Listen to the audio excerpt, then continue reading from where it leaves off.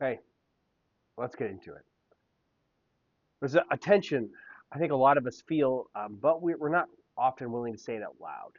And it's this gap between what we say we believe and what actually shows up in our lives. We say that we trust God. We say that our faith matters. We say that Jesus changes people. But then some of these ordinary moments pop up, whether it's pressure at work or conflict in a relationship. Or maybe it's even just somebody in need who's standing right in front of us. And suddenly our belief feels kind of strangely quiet. Not gone, just inactive. Most followers of Jesus have felt that kind of discomfort, at least at some point in their faith, in their lives, not because they've rejected faith, because they've realized that that belief in the head doesn't always move naturally to our hands. So listen to what James has to say here in James 2:14. What good is it, my brothers, if someone says he has faith but does not have works? Can that faith save him? Remember, James is writing to believers who are scattered all over the Roman world. They've been pressed out because of persecution and trials, and now they're living as minorities in these unfamiliar places with economic pressure and social tension. There's instability in their lives. And inside that, James is watching something happen. The faith uh, is becoming something that people say that they have without actually shaping how they live.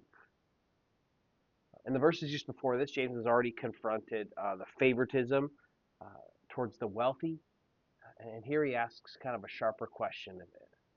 If someone claims faith, but nothing in their lives reflects the character of Jesus, then what kind of faith is that? The key phrase here, it's really simple. Someone says he has faith. Notice James doesn't say the person has faith.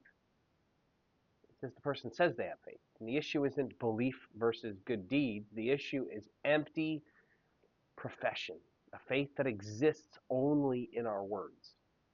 So James isn't attacking faith, he's protecting it because real faith always has movement. And listen, it's not perfection, it's not constant heroics, but it's direction. And there's fruit as a result of that profession, as a result of that faith. There's something tangible. I love this image of fruit because it provides for others. The scripture shows this again and again. You think about Abraham, God called him to leave his homeland. He didn't just agree intellectually and go, yes, I understand there's other places. He packed up his life and he started walking. Or you can think about Peter. James called him away from fishing, away from the boat. And faith meant that he had to leave his nets behind.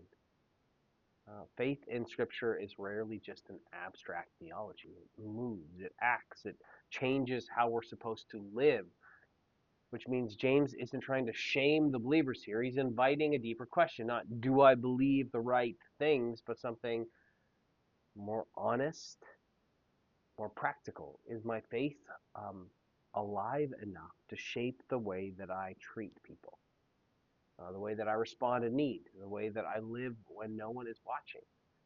Because living faith doesn't remain theoretical, it leaks into our ordinary life. It can soften how we speak. It loosens it has to loosen our grip on our money.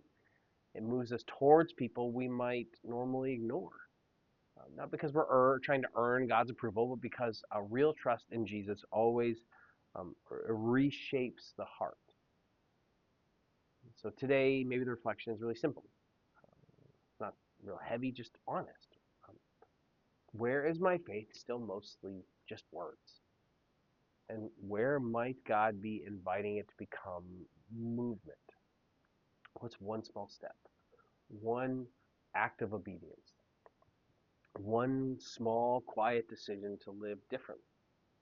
Faith doesn't have to be loud, but if it's alive, then it'll eventually show up somewhere.